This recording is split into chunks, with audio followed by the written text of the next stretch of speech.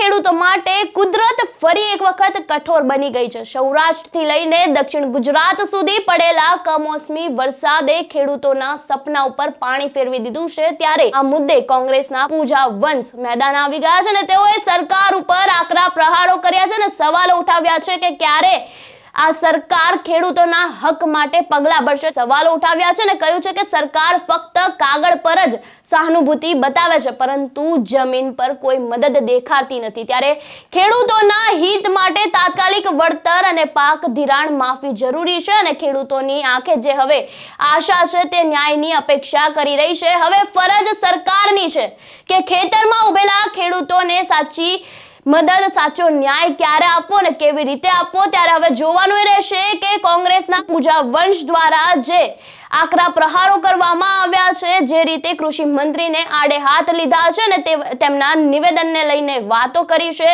તેને લઈને હવે સરકાર શું પગલાં લે છે।